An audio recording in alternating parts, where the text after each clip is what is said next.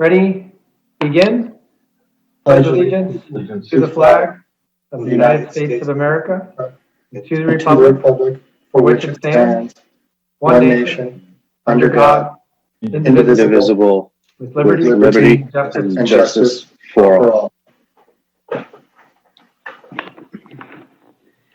Thank you, everyone.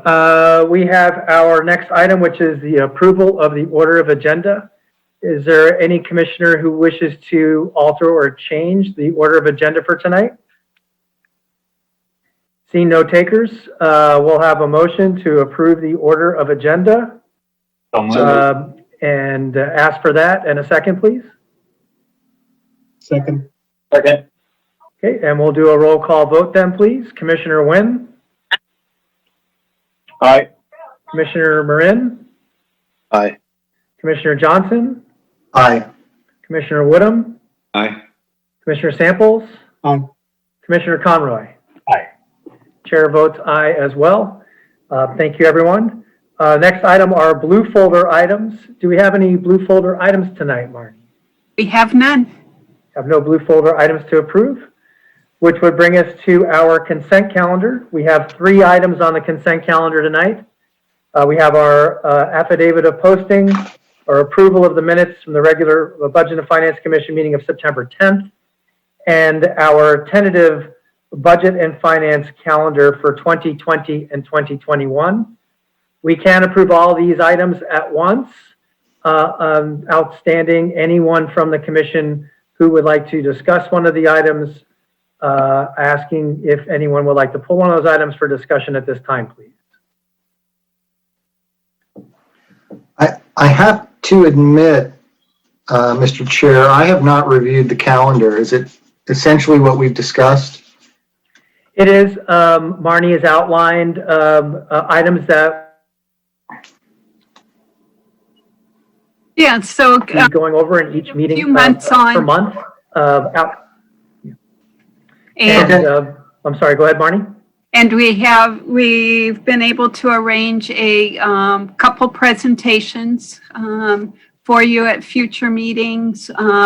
One is the actuary who does our liability and workers' comp In November, right, Marnie? estimates in November. And then the same presenter from PERS who came a couple years ago is available to come in December. So we've added those. Okay, no further questions, and thank you. Okay, thank you, Commissioner Johnson. We have our mid-year on there as well, I believe, Marnie. Right, because that occurs in February. In February. Okay, absent any other questions, I'll please ask for a motion to approve the 3 items on the consent calendar. And a second. Chair Solomon, we have no, I don't know if we have any e-comments, but we have no Zoom Okay, thank you. participants. Yeah, no e-comments. No e-comments. Okay, thank you, Doug. Thank you for the reminder. Please ask again for a motion to approve the consent calendar items. So moved. To file the items on the consent calendar. And we have a second then. We'll do a roll call vote, please. Commissioner Conroy? Aye. Commissioner Johnson? Aye. Commissioner Woodham? Aye. Commissioner Marin? Aye. And Commissioner Nguyen? Aye. Chair votes aye as well. Commissioner Samples? Aye. Thank you. I did see your sun was setting on you there, Mel. Chairman votes aye as well. Hey, we don't have any items for excluded consent calendar, which brings us to public participation on non-agenda items. This section is for the public to provide members with the opportunity to comment on any subject that does not appear on the agenda. This section is limited to 30 minutes. Each speaker is afforded 3 minutes. Each speaker will be permitted to speak only once, and written requests, e-comment will be considered first. Do we have any items for non-agenda comments through e-comment or from the public on Zoom? No e-comments. And none through Zoom. Okay, thank you. Next item on our agenda then is items continued from previous agendas, which we do not have tonight, which brings us to items for discussion prior to action. item J1, which is introduction of our new commissioner, Commissioner Damian Marin. Damian, one of the things that we did recently at the suggestion of Commissioner Woodham, and I think that it was really worthwhile, was an introduction for everybody on the commission, a little bit of their background about themselves that they wish to share, and about their business background, what strengths that they have that we would be interested in. We all draw on each other very much. We all have our strengths, and it's a really good group of people with very varying backgrounds. So if you don't mind sharing a little bit of that with us at this time, that would be wonderful. Absolutely. So I've lived in Redondo Beach now for about a little over 7 years. Moved here with my wife and 2 children. I have twins who are 9 years old. They're in 4th grade at Lincoln Elementary. My professional background, I've been in the entertainment business now for going on close to 20 years, doing sales and distribution of movies and TV shows. I was at MGM Studios for about 13 years, and recently, about a year ago, left, and I'm now at a small studio called Spyglass Media Group, where I manage the worldwide distribution of film and TV library, as well as new content, as well as looking kind of over our acquisitions. My background's been a lot in sales, planning, budgeting, finance. The last 2 companies, both here as well as at MGM, I worked a lot in a lot of budgeting and restructuring. Both companies had gone through a bankruptcy, and I came in post-bankruptcy and did a lot of restructuring, reorganizing, building systems, evaluating our budgets, renegotiating our deadlines, things like that. So while I have a pretty strong background in sales and driving revenue, I also have a pretty solid understanding of kind of operations and the economics that drive it. That's great. Thank you. Operations and sales is something that we get to talk about an awful lot here at the commission. So that'll be really helpful to have your input on that. That's really great. Thank you. Great. Thank you. Now that brings us to item J2, which is our election of new officers for the next 12 months. I'd like to continue the tradition that we've adopted here as long as I've been sitting on the commission for 3+ years, where we rotate the positions of the chairman and the vice chairman. I think that that's a great tradition. I'd like to continue it, certainly. My thoughts are for our next year would be to ask our members who have been with us for the past year would make a nomination of Commissioner Conroy as our next chairman, and ask if Commissioner Woodham would be our vice chairman for the next 12 months. And with that, I would open up the floor to any other suggestions or discussion of election of officers at this time. That was going to be my recommendation too. Okay, Commissioner Wynn, thank you for that. I don't see any hands up.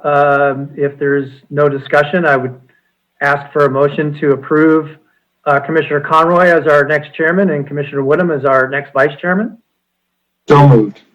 Thank you. Commissioner Johnson, and we have a second. Second. Second. Thank you. Commissioner Samples, we'll do a roll call vote. Jason, you don't get it just yet. So we'll do a roll call vote. Commissioner Samples? Aye. Commissioner Conroy? Aye. Okay. Commissioner Johnson? Aye. Commissioner Woodham? Aye. Commissioner Wynn? Aye. Commissioner Marin? Aye. That's great. The motion passes. Thank you. For our next meeting, we'll have Chairman Conroy and Vice Chairman Woodham. I want to thank everybody for the opportunity to be chairman for the previous 12 months. It's been a great experience for me, and I find it a very valuable experience, and I wish the same for Commissioners Conroy and Woodham going forward.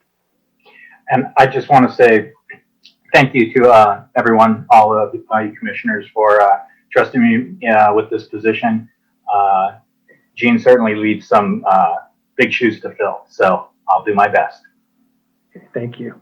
Well, we'll finish out the meeting, and we'll have a great meeting next week with Commissioner Conroy leading it. Chair Conroy. Brings us to our next item, J3, which is discussion and possible action regarding an overview of the Self-Insurance Program Fund with our Finance Director, Marnie Rulin. Marnie, looks like we have a presentation. We do. So this item comes to you from the City Council. When they made their budget motion this year, they asked that the Budget and Finance Commission take a look at the Self-Insurance Program Fund. My understanding is that the main focus is to be on the large negative fund balance. In the budget, we show a estimated beginning fund balance of a negative approximately $11 million. So we had done a budget response report for council, and instead of really addressing that themselves, they asked you as a commission to take a look at it. So what I've done is kind of broken it into 3 parts. This first evening, we will just do an overview of the self-insurance fund. Of course, you get to a negative fund balance when your expenditures exceed your revenues. So I'd like to really just walk you through the admin report that describes the revenues and expenditures. And then I've put some numbers to these items that reflect the adopted budget for 2021 and takes a preliminary look at fiscal year 1920 that we just completed. I'll never say that that's complete until the auditors tell us it's complete. But as of right now, this is where we stand. So I'll share my screen with you. And we can take a look at the individual items. You can see it, can you? Yes. Okay, good. So on the revenue side, our revenues primarily come from as an internal service fund, the revenues come from charges to operating departments. The charges, we have them broken down here. If you look at line item in the budget, you wouldn't see these quite as broken out, but this is how they're calculated. So we have liability and property insurance premiums. So those are allocated based on square footage apartments. And the office space or even facilities they manage that they occupy. City Hall is one of those shared facilities. So the percentage of office space used by each department then breaks up the City Hall amount. City Hall is also where the more general items are. We'll get to that a little more in the claims. But for the premiums, that's how they are charged out to the departments. The liability and property claims, those take a look at the claims themselves. So as the preparer of the internal service fund charges, I gather information from the departments, in this case, risk management. And risk management gets information from the third-party administrator. So I get it pretty summarized, but it will tell me what categories our claims fall in. So if the claim is centered around streets, then the streets division of Public Works would see that cost. If it's in the waterfront, our waterfront and economic development department would see that, and so on. As we were saying, City Hall is kind of the one being charged for just general issues like employment issues, tax issues, procedural items, things like that. Then we would move on to workers' comp premiums. Since we pay our premium based on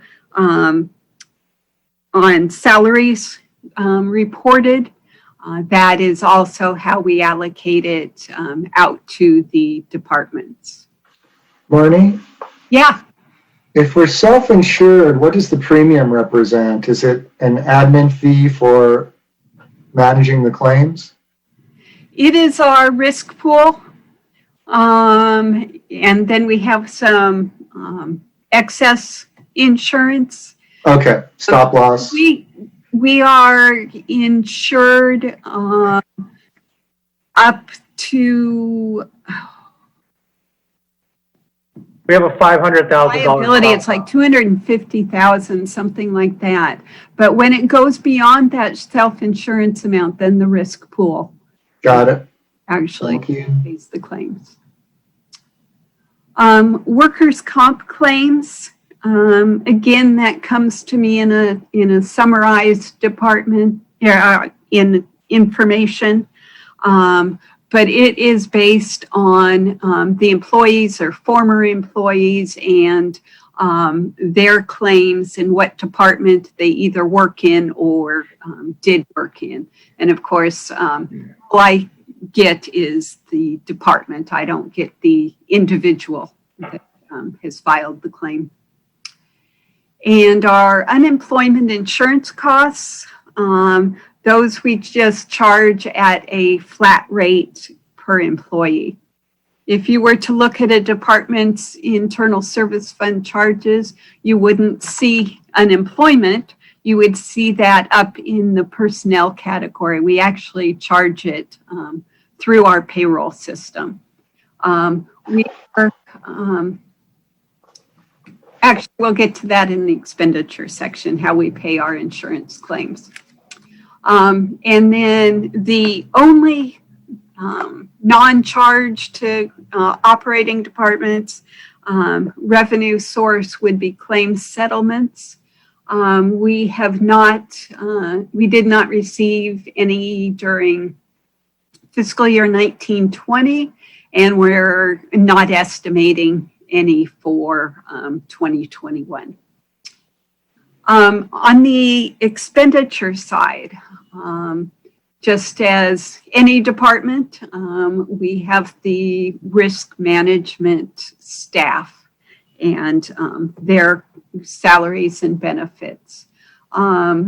If you'll recall, during the adoption of the 2021 budget, the risk manager position was deauthorized. And so that accounts for the large reduction between fiscal years. The clerical staff is still charged there, so there is some. Contracts and professional services, that's almost exclusively for third-party claims administration. And here we get to the expenditure side of what we charged out on the revenue side. So we have our liability and property insurance premiums, again, paid to the risk pool and a few excess premiums. Our workers' comp premiums, again, paid to the risk pool. For the claims paid, if you look in the budget, you will just see one number of claims. And that is actually broken up into two categories. It is the claims that we've actually written a check for during the year. And then come year end, we get our actuarial report for both liability and workers' comp.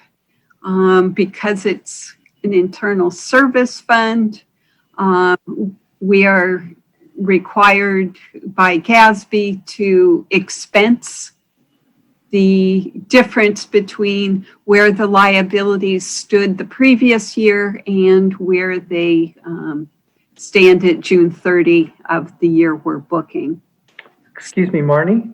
Yes. When you're talking about here, your outstanding loss estimates, on the work comp side, that would be your incurred but not reported work comp claims, or is that pending claims where we have a reserve? It is both. Okay, and does that include a loss adjustment expense as well, or just the pending incurred but not reported and pending claims? You know what? I will defer that question to the actuary next month. Okay. He can tell us a whole lot more how he gets there. And it looks like on liability outstanding loss estimates, we've got a credit there. We do. We have a large negative expenditure.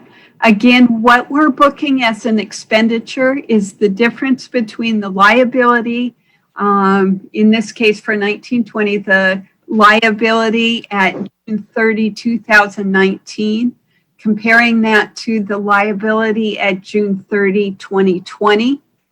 And June 30, 2020 was lower, so we have a negative expenditure in this case. Okay, thank you.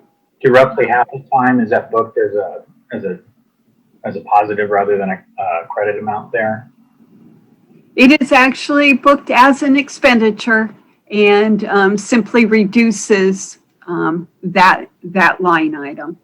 In this case, certainly, I'm just saying in general, if we could see each year before that, would that sometimes be, would that sometimes increase the total expenditures for the year? Sure, it's doing that for workers' comp below. Okay. That liability increased. I see. So we don't budget those two components separately. We budget them as one. So we just have the one number in the budget, but I've broken that out for you here for the actuals because we do that at year end. Exactly the same for the workers' comp claims. Those paid are the ones that we actually wrote checks for during the year.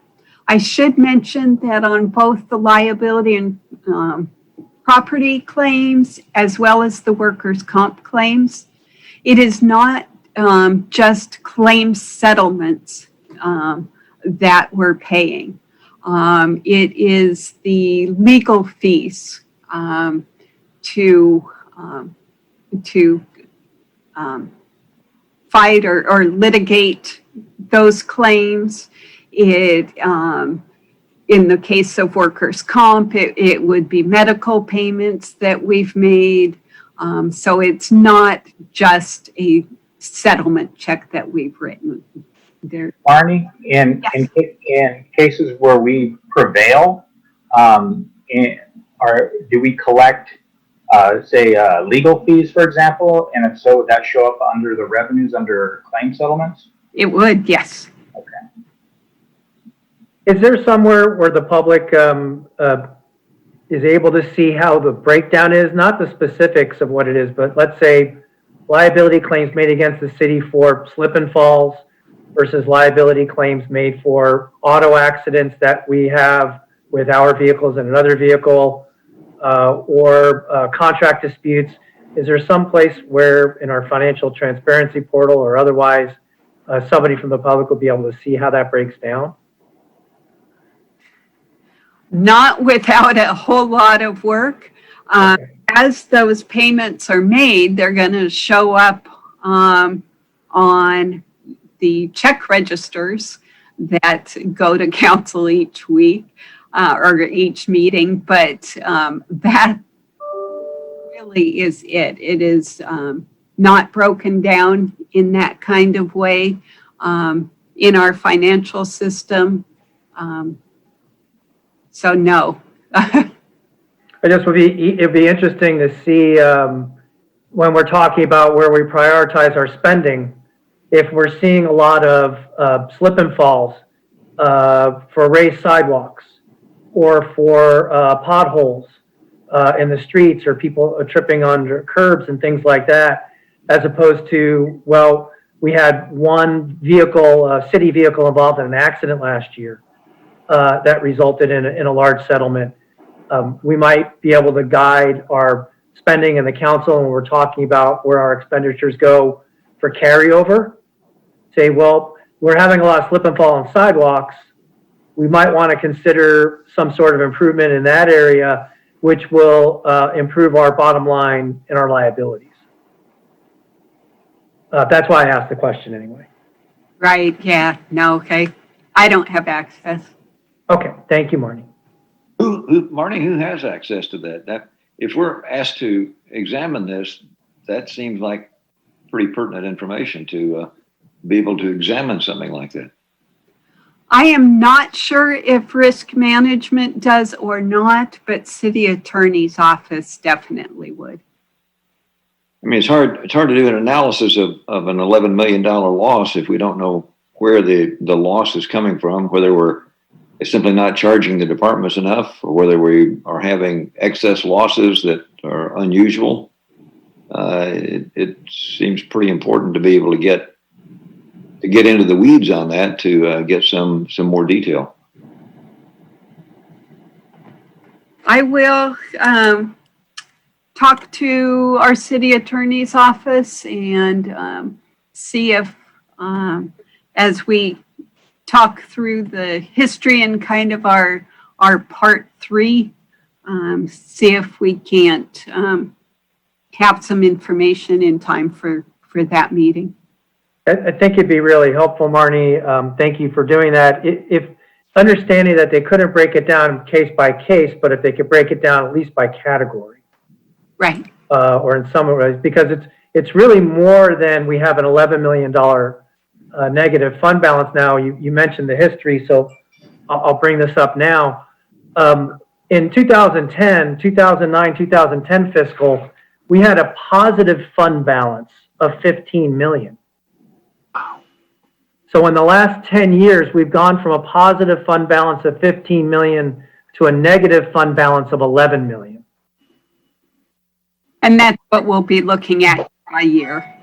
Okay, in the third part when we In our detail part. the history. Because it seems, think about that, it's even much more dramatic than the $11 million hole we find ourselves in now. Okay, so we'll hold off on discussing that till the history component of it. Thank you. Right.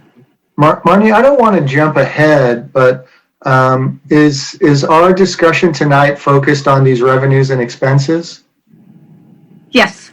Yeah, just an overview of them. Yes. Right, because, Chair Solomon had mentioned how we play on each other's strengths. We'll look to Jean to work us through the insurance aspects of this. But as he mentions, we had a positive fund, which I didn't know, we had a positive fund balance of $15 million. And just looking at, this is what I would call the income statement for 2 years. We've got a decrease in our negative fund balance of almost $4 million Yeah, for we're these making 2 progress. years. So did it go from 15 to negative 15 and now we're clawing our way back up? There's a lot of unpacking to do to understand where this $11 million came from. That's why I've broken it into 3 parts. Got it. All right.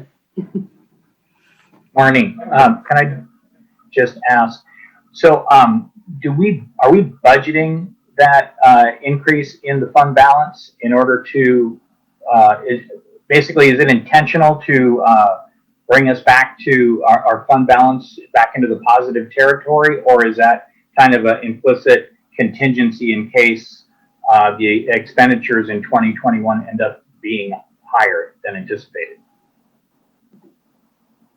No, it truly is budgeted the way we believe that it is going to play out. Of course, with things like this and claims being filed and judgments, kind of out of our hands other than to make our case, it is really, really an estimate, but do our best to do that. With the charges for claims, both the liability and workers' comp, in order to avoid, or I shouldn't say avoid because it doesn't avoid, but it does assist with spikes, we do a 5-year average. So some years that means you're probably not charging enough, and other years you're charging too much. But the plan is to smooth it out all we can. You still, even with the 5-year average, have some years that are extraordinarily large, and once they drop off, it makes a huge difference. Either way, same with the extremely small. If that drops off, then the charges are going to rise, but do our best to try and smooth it out.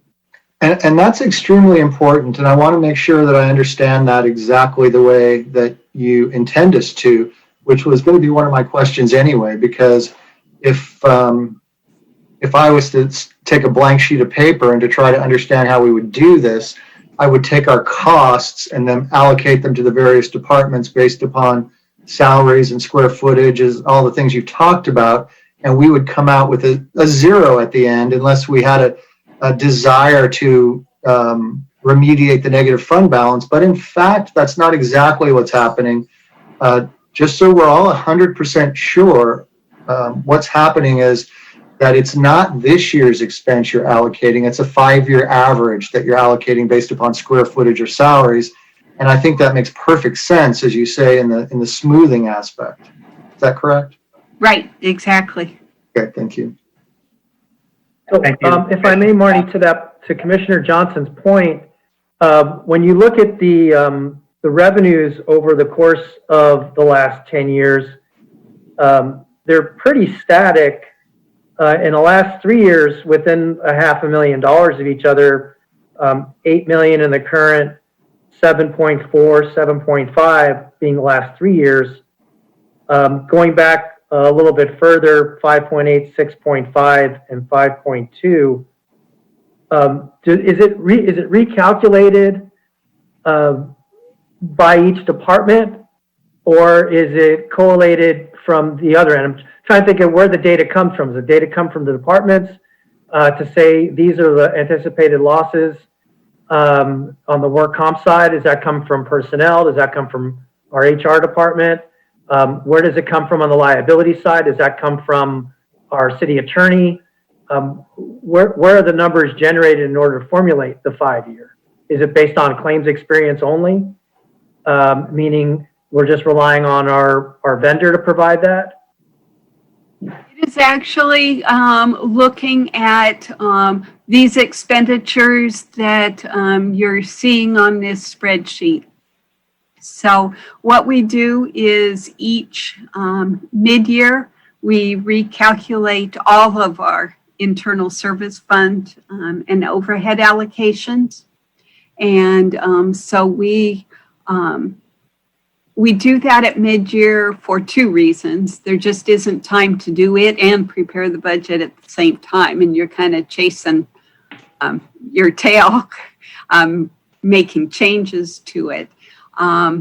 But also it allows us to use actual expenditures.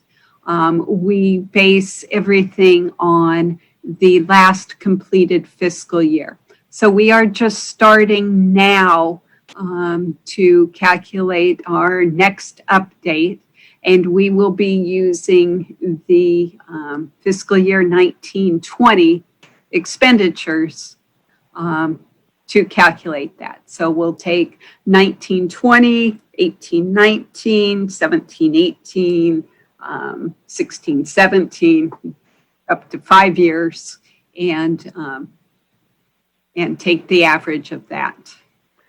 Is there some latitude? The information is collated by the finance department then in creating the mid-year. Is there some latitude there? A couple of years ago, was it LSL? I think our auditor, is that LSL?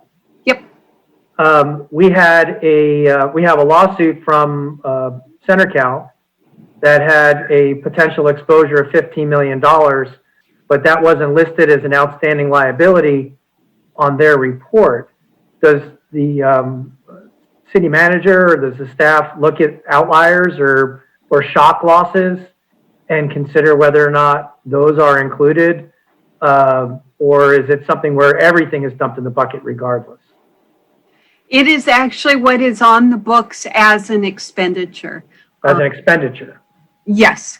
And of course, this expenditure, as we see, on the spreadsheet, is made up of the checks we've written during the year, as well as the estimated losses from the actuary. Because for workers' compensation, for example, and I realize it's apples and oranges between liability and work comp, but you've got your incurred but not reported, and you have your other possible liabilities, future liabilities. That's what workers' compensation reserves are. But that's also what liability insurance reserves are.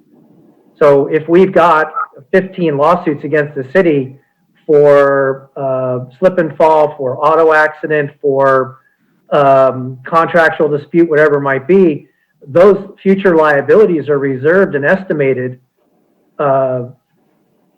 in the adoption of what we're looking at. But it seems like, at least in that one instance, that possible future liability was not reserved in some way, or was it reserved in some way and LSL didn't clarify that? So it wasn't booked as a straight expenditure, but and without knowing claim by claim what's in the actuary's report, it could have been in there. So speaking of areas of expertise, I can weigh in a little, and Marnie, you can correct me if governmental accounting varies from commercial accounting in this way. And so what happens with outstanding litigation claims and assessments is that it's the responsibility of the city to make an assessment on the likelihood of paying that claim. So if CenterCal or some other group, let's not beat up on them, turns around and sues the city for $100 million tomorrow, the city would not book that as a $100 million liability because somebody has booked a claim. They would make an assessment with the city attorney and external counsel who are experts on that claim of the likelihood of that claim being settled. And really it's the responsibility of the finance department and the city manager and everybody to say, look, we need to accrue something for that. And in this case, they didn't.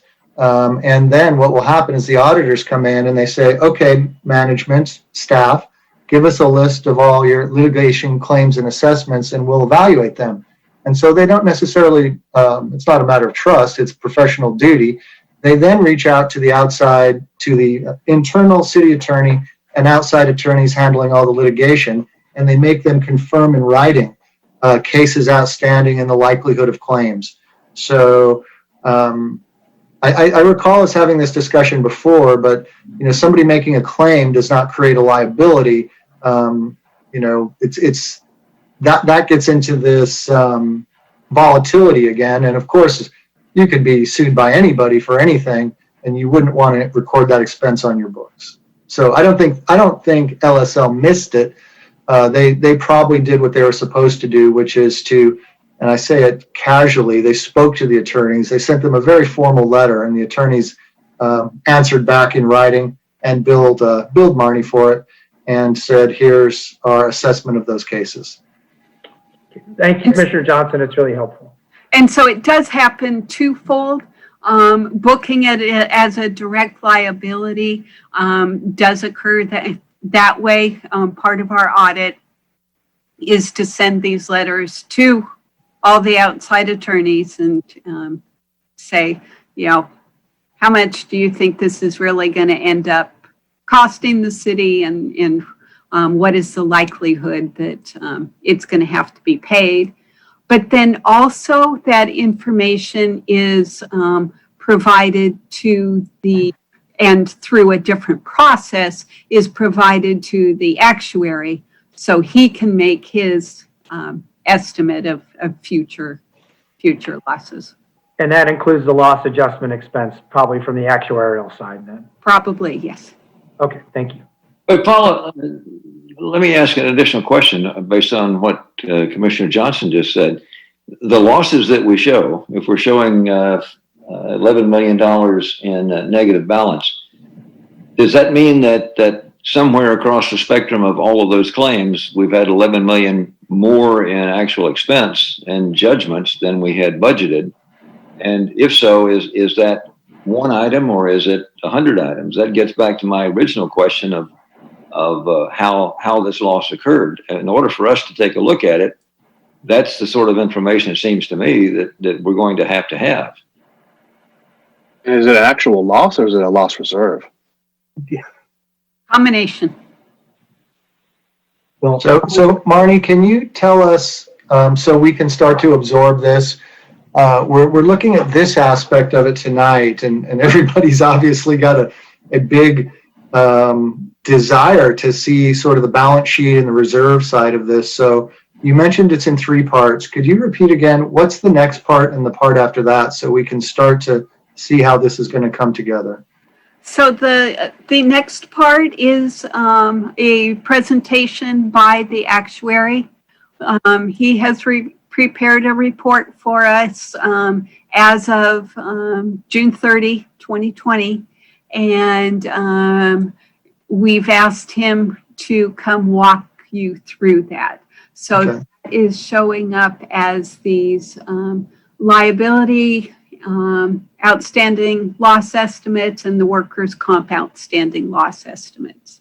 So that we'll do in November, walk through just those 2 line items. And then in December, we will take more of a historical look than just these 2 years. Marnie, would it be okay if that report is available before the next agenda comes out? Would you be able to send that to us, please? As it'll likely have a great deal of information to digest and give us some time to review that. I'll double check, but I would certainly think I could do that, sure. Okay, It that almost- would be really helpful. It almost feels like we're doing that out of order. I mean, wouldn't we want to see the historical data and then be able to speak to the actuary about how it all played out? November was when he was available. I got it. Okay. But like Chair Solomon, lame duck Chair Solomon had said, Thank you. we would see having that is going to be crucial to really have a good conversation with the actuary, I think. And to kind of amplify Commissioner Marin's comment, is the actuary going to simply talk to us about forward-looking estimates, or is there actually going to be a a statement and a division between what is currently held in reserve versus what the future estimates are. I'm really curious in this because $11 million sounds like a big number, and without getting our arms around what's actually being held in reserve and why versus what does the future look like, I don't think we've got anything close to a picture here. So he will just be walking us through his report, which comes up with a loss estimate based on the claims that have already been filed but not seen through to completion, and those claims that we don't know about yet. And those are purely workers' comp and liability claims. Yes. Okay. Yeah, he does. Can we get any kind of an idea of what is?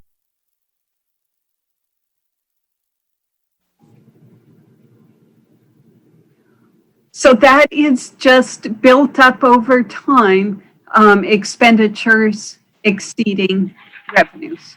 So they are actual expenditures that have exceeded revenue. This is not an accrual for potential claims. It's expenditures, but it's not, as you're seeing here with this list of expenditures, it's not fully checks being written. These expenditures, because internal service funds were required to book the full liability as an expense, it also includes future losses. How far back does the actuary go? Does he use the same 5-year window, or she? Does the report each year? I don't know. Do you think that, I no, realize, I'm sorry to jump ahead, but there would be a report back from 2009, 2010, because we went historically from a $15 million fund balance positive to minus $933,000 in 1 year. So and that's where the slide started.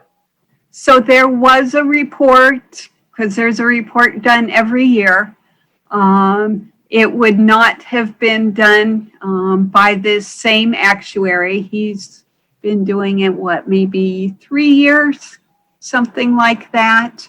Prior to that, when we were in the ICRMA risk pool, they actually hired an actuary who did each of the participants.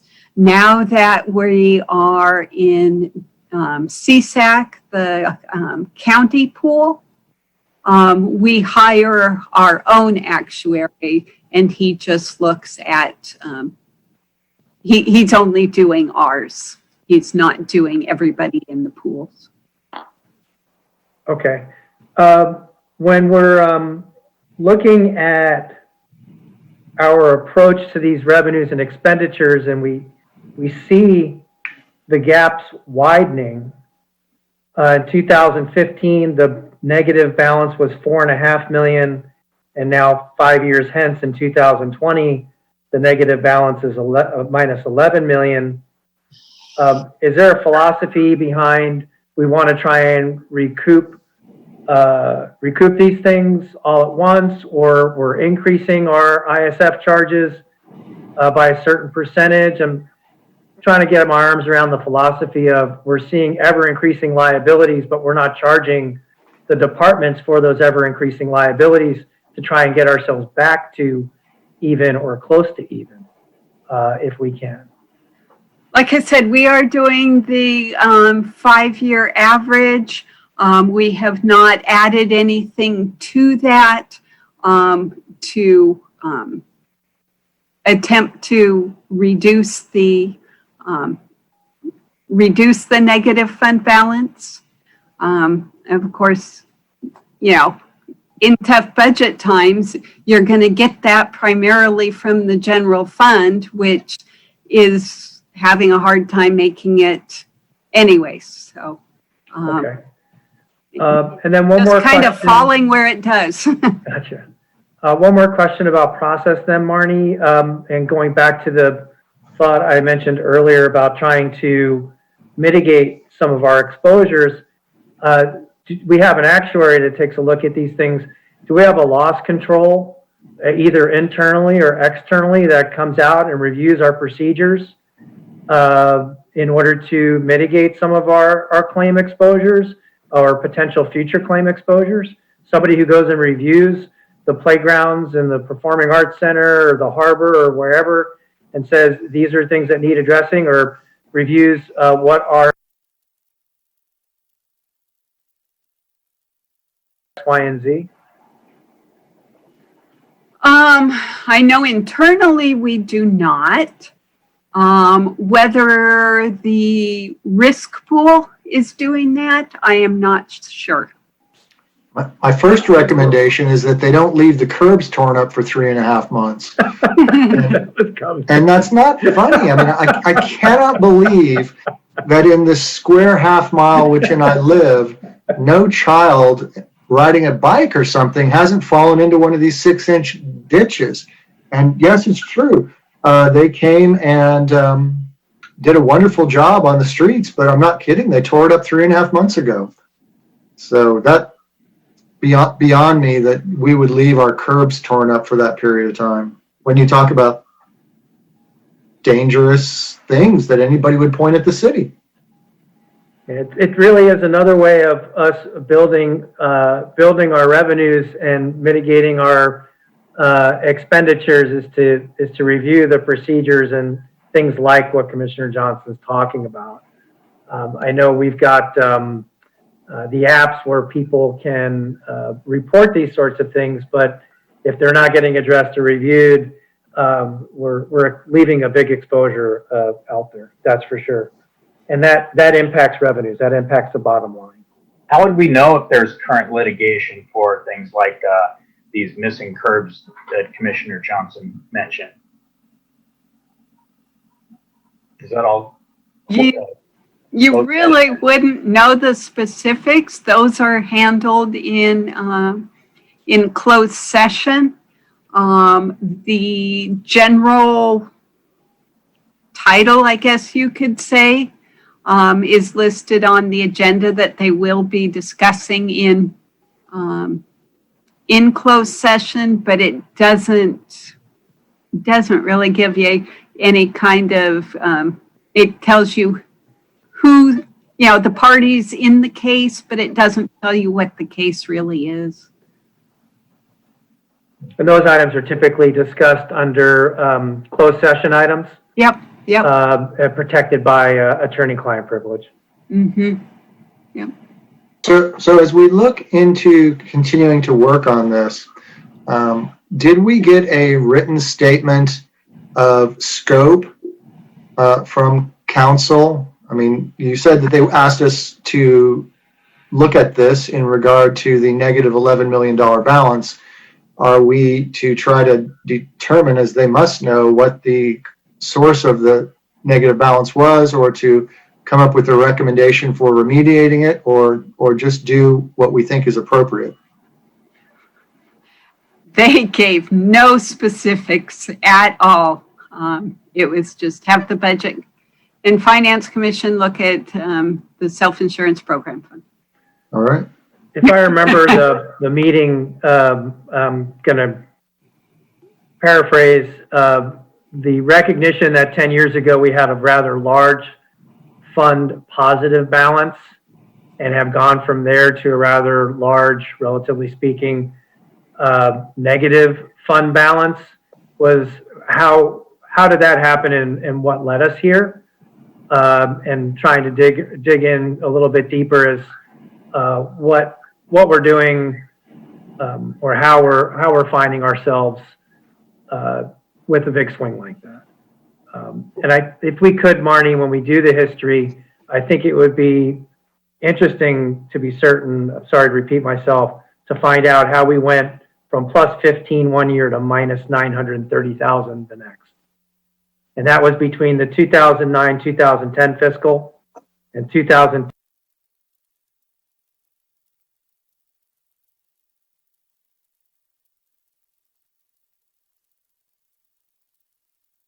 Our workers' comp, our pool insurer for our work comp and it, or for our insurance, and it saved us about $1 million a year, if I remember right, what the city manager said and what our city staff was telling us. Is that savings? Is that booked, for lack of a better way of putting it, in how we're estimating what our ISF charges are going to be for everyone that year? Or was it just simply a savings in premium that remained in the general fund? How did you all account for that savings year over year? No, it's the premiums here in the self-insurance program fund. Okay, great. And on the work comp claims, that also includes everybody. That includes public safety, Yep. fire and police, and what might be presumptive injuries, in addition to all other work-related injuries? Definitely, yes. Okay. How far out on presumptive injury do they estimate that? I suppose that'll be a question for the actuary. Exactly. Okay. I'll save that for the actuary then.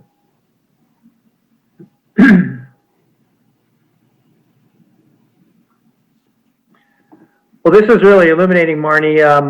Certainly, based on the discussion that we're having, there are a lot of questions there. I think in response to the commissioners, if we can get that actuarial report sooner rather than later for us all to dig into, if we can possibly get a breakdown to Commissioner Johnson's point and Commissioner Conroy's point, it's hard to manage what you can't measure.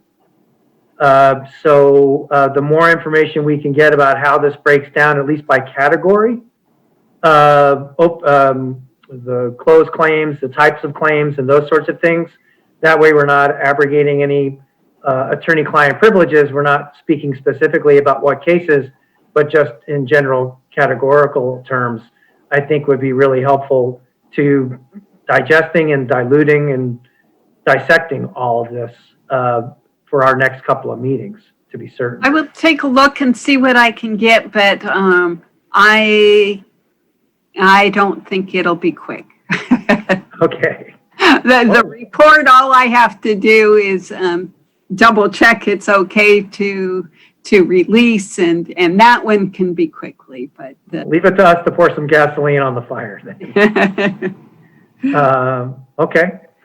Okay, so we go have ahead, please, with your presentation. I'm sorry for the interruptions, Marnie. Yeah, we just have just a couple more categories here of expenditures. Our unemployment claims. We are actually on the reimbursement basis instead of paying unemployment insurance.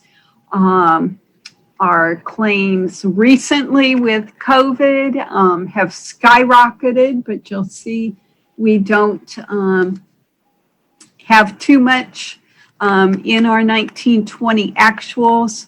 At least for this period of time, we were able to use CARES Act monies to fund those that were applicable to that type of layoff. And then our internal service fund overhead expenses, because risk management is a division of the city, it just like anybody it's charging to incurs internal service fund and overhead expenses. And then that brings us to what I wanted to point out is right here anyways, just looking at this short-term picture, we have good news in that we are increasing our fund balance or decreasing the negative fund balance. So making a little bit of headway into that. Can we be clear, Marnie? is the 11 million net of the 2.5 million, but obviously not the 1.346? And I don't want to say obviously, but can you help us with that? So the 11 million is just an estimate that we used in the budget. Once the CAFR comes out, then we'll be able to firm up that number. So coincidentally, our part 3 on this topic will be the same night that the auditors are here to talk to you about the CAFR. So we'll see what that real number is then. So to ask it slightly differently, if the 2550079 is a budgeted number, if that number holds true for the audited year end, then do we expect our deficit to be 11 million in the fund? I don't recall what the 1920 budget is, but just looking how it turned out with revenues exceeding expenditures by 2.5 million, I'm thinking that was probably better than budget. So I'm thinking the $11 million will probably be a little smaller. Okay. But it won't be 2.5 million smaller. Right. Got it. It's the variance between this number and the budget. Yep. Thank you. Marnie, the reduction in risk management staff year over year, I saw the detailed explanation on that. It includes the deauthorization of the risk manager position. Right. HR department. Just curious, does that mean the elimination of a person that was in an existing position, or only that unfilled position will no longer be filled? There was a person in the position and she has retired from the city now. And her position then, of course, is not being filled. Okay, thank you. And that's all I had on that item. Okay, thank you, Marnie. I think that's a great discussion. I think it's given us all a lot of information. I'm grateful for the opportunity and thank you for breaking this down over a period of several meetings. I think that that's going to be really helpful. Even though part of it's going to come at a really busy meeting there in December, I think doing it in this way gives us an opportunity to review what you presented, get some additional information in between meetings, and then have it come back and discussing it again. I think that we'll be able to present, if something comes back where we present to the council or send a note or some information back to them, the most complete review of it. And I think this amount of money and what we're going through and such a big part of our budgets is really important. So thank you for that. And thank you for breaking it down over 3 meetings. Yeah, because November's quite a full meeting also. Yeah, the next couple of meetings are really packed. Are there any other questions from the commissioners about tonight's staff report regarding the self-insurance fund? Seeing no takers, I'm going to ask for a motion to continue this discussion until the next meeting of our Budget and Finance Commission. And there's no comments also from, Thank you, Eleanor. Always appreciate the reminder on that. Thank you. nothing from Zoom. I'm not sure about. Actually, you don't need to continue it. We'll just have a new agenda item being the part 2. Okay, would you all prefer that we receive and file this, or how would you like us to go ahead and complete that'd be good. discussion of it? Okay, then asking please for a motion to receive and file the discussion tonight for item J3, the overview of the self-insurance program fund. So moved. Seconded. Thank you. And we'll do a quick roll call vote then. Commissioner Nguyen, Aye. Commissioner Marin, Aye. Commissioner Johnson, Aye. Commissioner Woodham, Aye. Commissioner Samples, Aye. Commissioner Conroy, Aye. and Chair votes aye as well.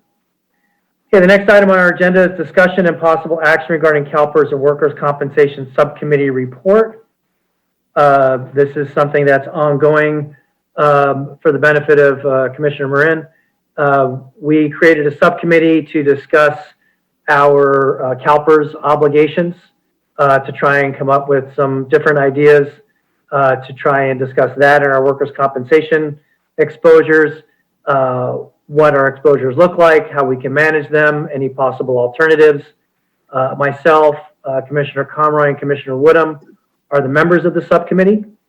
And the suggestion, and a very good suggestion, of our finance director, Marnie Rulin, we each week or each month, have a brief discussion on what has transpired and see if we can get the other commissioners here in a full session to weigh in for help us along with other possible discussions we might have.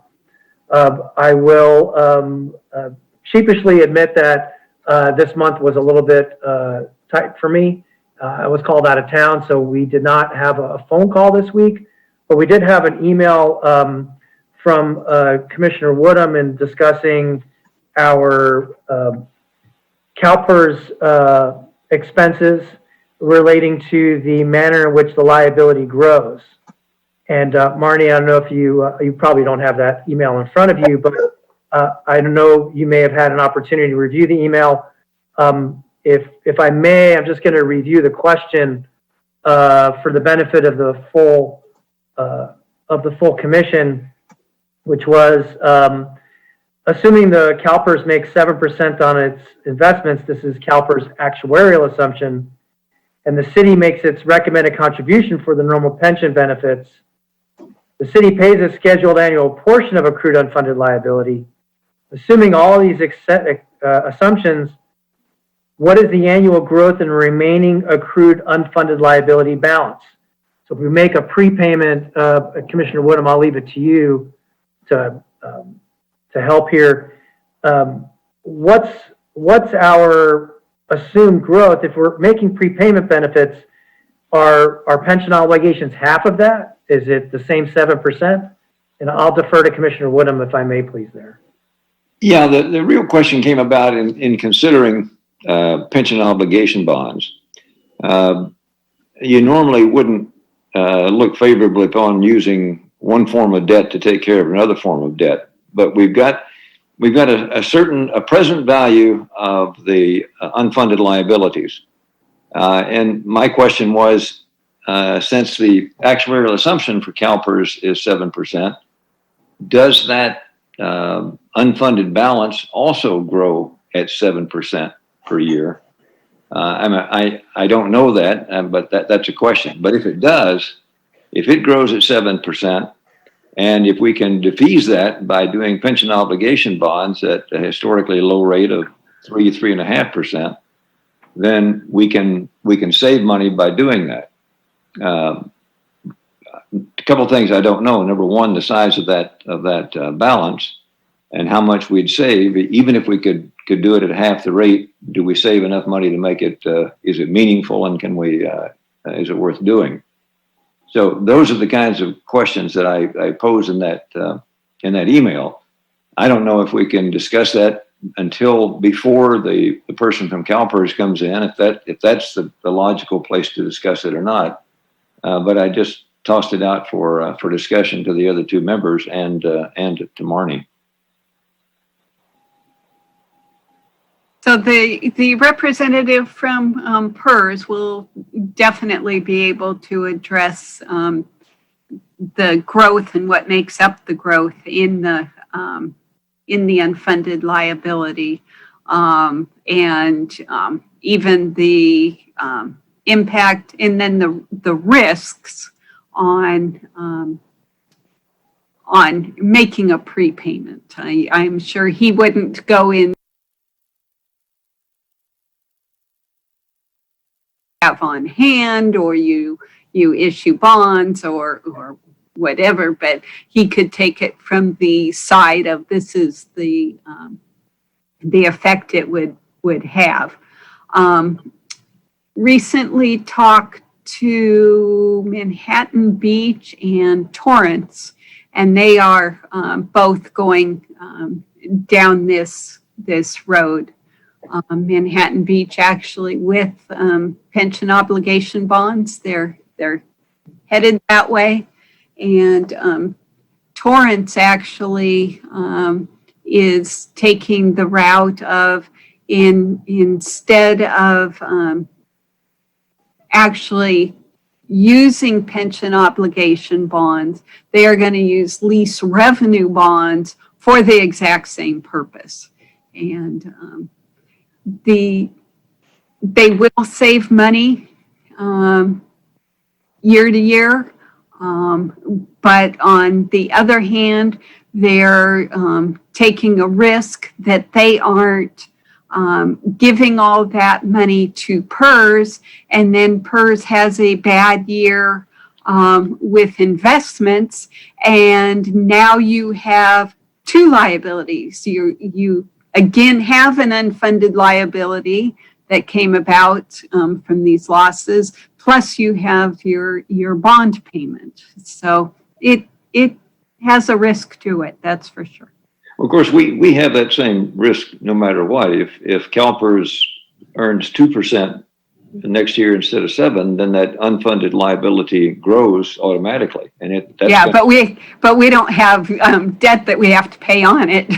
It's just what it is. That's true. But if that sum total of the unfunded liability, let's say it's $10 million. I don't know what it is. I assume we know that, but I haven't seen it. But that's gonna continue to exist the same as if we fund that with a $10 million bond issue. Either way, it's an obligation of the city that you can't get out of. You're going to pay it no matter what. So the point is, if you can pay it at 3.5% instead of 7%, it's worth taking a look at. So, Commissioner Woodham, when we're talking about the 7%, I presume that's the CalPERS estimated return on investments? That's an actuarial assumption, yes. Yeah. So, I think the fear a lot of analysts have is that number is too high. And as we sit back and we look at the unfunded obligation, it's not what we think it is. It is astronomically higher than that for various reasons. And one of them is over perpetuity, or 5 or 10 years, coming out of the longest bull market of all time, and then a couple of years of volatility. 7% is a very difficult to defend long-term rate of return. And then secondly, the obligation is derived independent of that.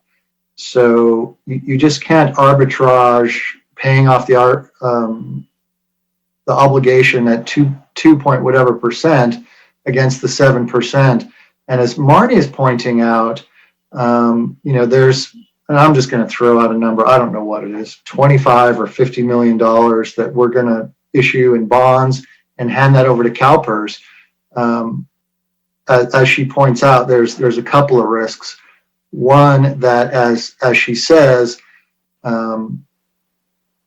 it blows up anyway because the obligation swallows up the money we gave them, and we still owe the same amount of money plus the money we've already given them.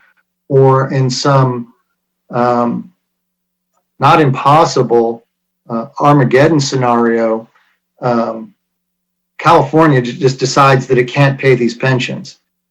And there has to be an agonizing reappraisal and some restructuring. And we've just handed over $25 or $50 million prior to that happening.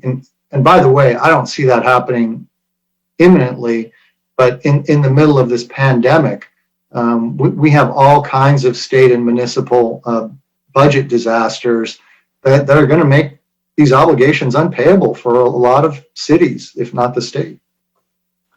But I agree, it's a logical strategy. Yeah, I think the issue is this is one of the options we should take a look at. I don't know, the risks you point out are certainly risks that exist, but as long as we're paying our employees based on a 7% assumption. We can't get away from that. No matter what the state does, no matter what the markets do, we have that obligation. Now, if we want to change that obligation on our own and cut pension benefits, that's something you can do. But as long as we're accruing at 7%, it doesn't matter what those other folks do. We have that obligation for our employees. You can't get away from it.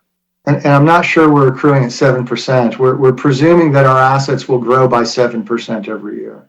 I think, well, yeah, that's true.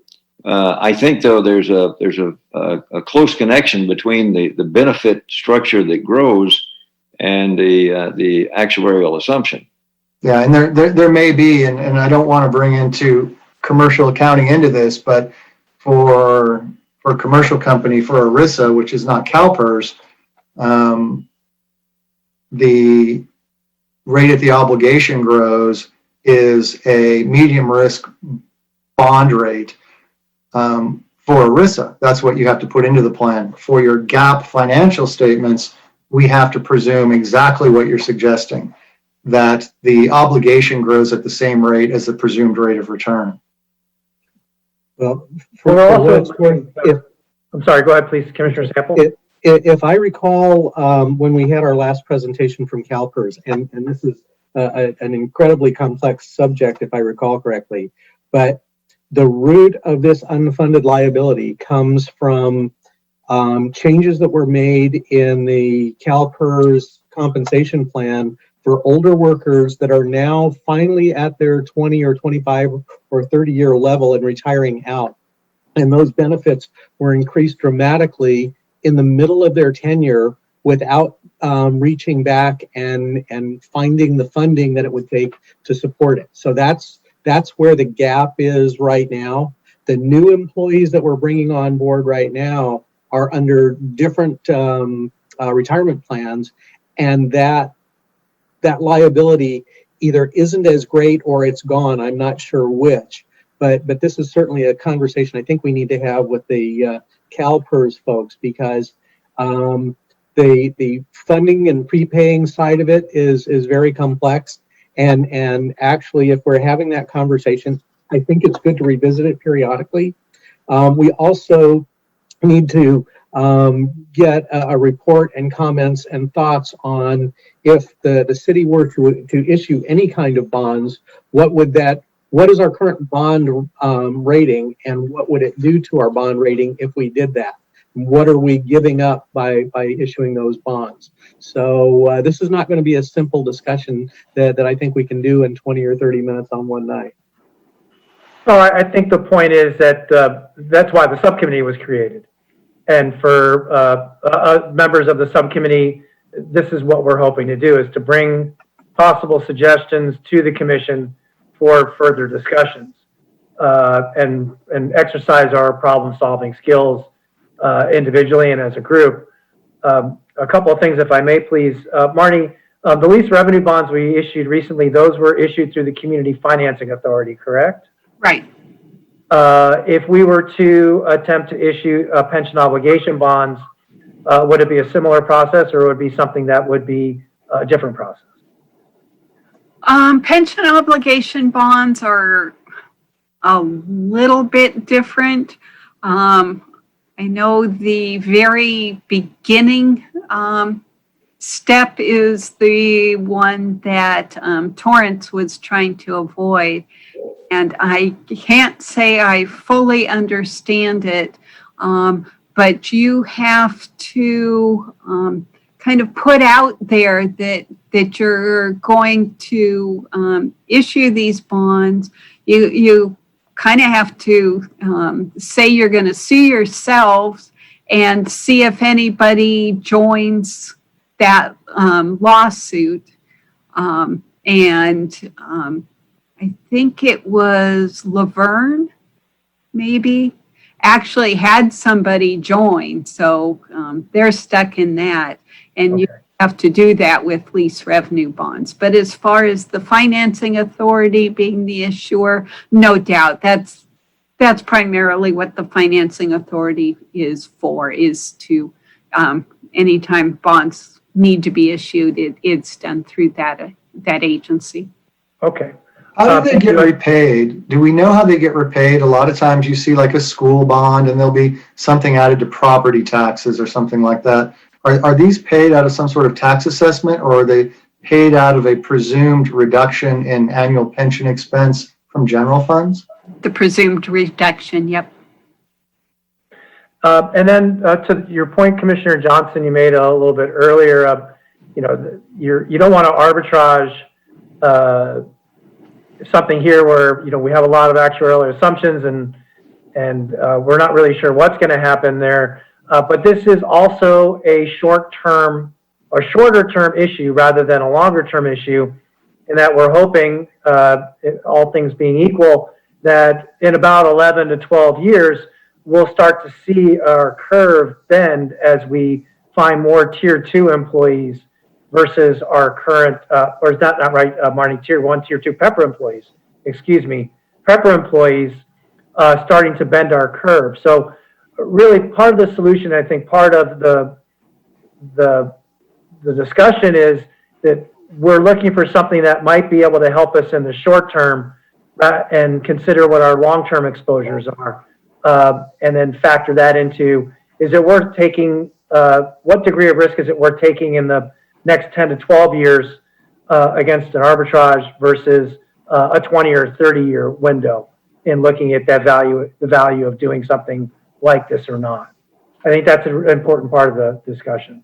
So to be clear, is the concept that we have an outstanding unfunded pension liability of 100 million, and we desire to try to pay it down by 25 or 50 to reduce expenses, or what's the plan?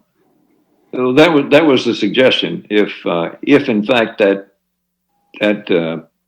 liability is growing at X and we can defease it at a fraction of X, then it's worth taking a look at it. But without having information, I don't know, A, whether that can happen or not, and B, whether the annual savings are worth issuing the debt.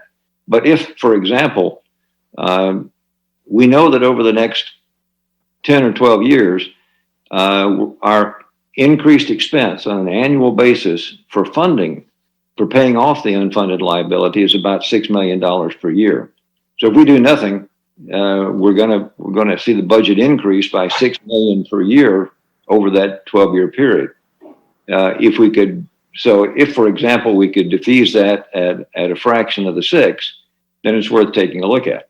So the suggestion was simply to take a look at the numbers and see what we come up with, not to suggest that automatically that we do pension obligation bonds, but if in fact the savings are there and they're substantial, then it's something that we should consider. Yeah, we're at historical low rates for borrowings, and obviously this won't be done in the next 12 months, but the rates are still going to be low a year or 2 years from now if we're ready to do it then. Marnie, the length of this conversation would suggest that we need to be sure and have enough time with this person from CalPERS, and this is going to happen in December. Yes. Okay. Well, it's going to be really great to have the CalPERS person back, so thank you for working that out, Marnie. Sure. Yeah, I was surprised the exact same person is available. So that's where we stood with the subcommittee for this month. Thank Commissioner Woodham for bringing the idea to the table, and thank the other commissioners for a discussion on it. We're not really prepared for it, but it's great to draw on everybody's expertise. So moving on then, if there's any further discussion on item J4. So then we'll move on to our member items and referrals to staff. I'll ask each individual commissioner if they have something to refer to staff. Commissioner Wynn? Nothing. Commissioner Marin? Nothing in mind. What was the commission you're on before, Damien? Public safety. Public safety. Hopefully tonight was a little bit, hopefully we're better than public safety. I can't comment. Commissioner Johnson? Before we see each other again, everybody please vote. Yes. Commissioner Woodham, please. No. Commissioner Samples? You're on mute, Mel. I have nothing, sir. Thank you. Thank you. And Commissioner Conroy. Future Chair Conroy. Thank you. Briefly, I just wanted to say, for those of you that may not be aware, at the September 22nd City Council meeting, it was brought up our recommendation, our majority recommendation regarding the newly elected city attorney position, reduction in salary. That was brought up there, and Commissioner Solomon called in and gave more background on how we came up with the recommendation we did. And Commissioner Narenheim further spoke to it and presented a motion 2 times, but was not able to get a second.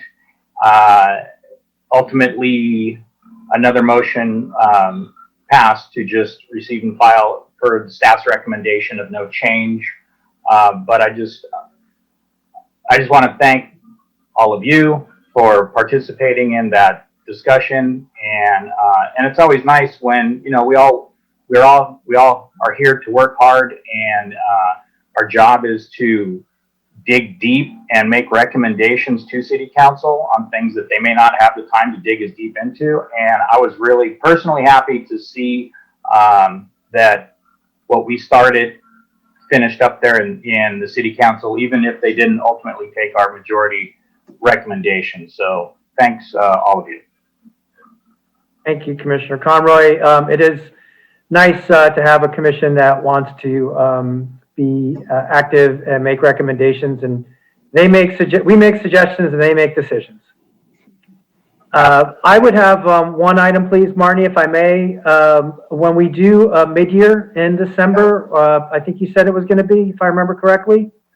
Mid-year is February. February, I beg your pardon. We'll take a look at year-end, the 1920, and any possible carryovers in November. Okay, when we do year-end, are we going to have an opportunity to hear how we're doing on revenues, how COVID is impacting the city, what our estimates were, and what we are actually experiencing?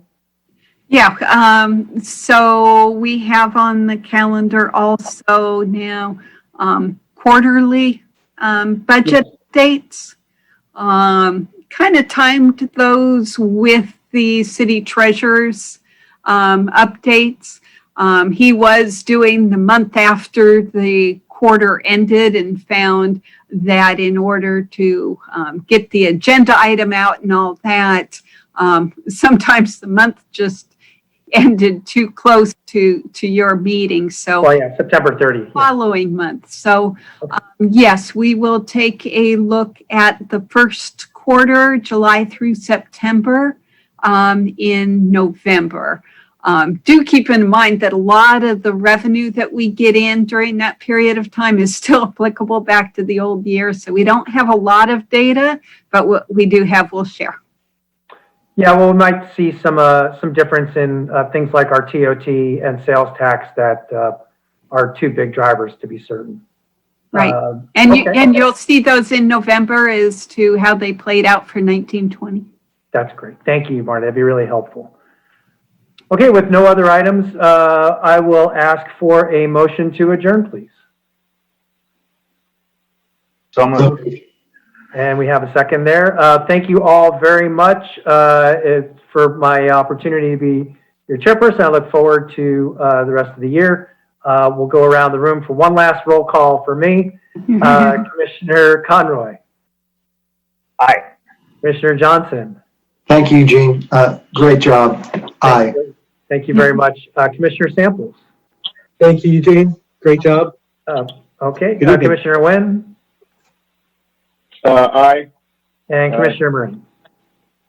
Aye. Okay. Thank you very much, Marnie, Eleanor, everyone. The commission will see you all in November. Thank you. Thanks, everybody. Everybody.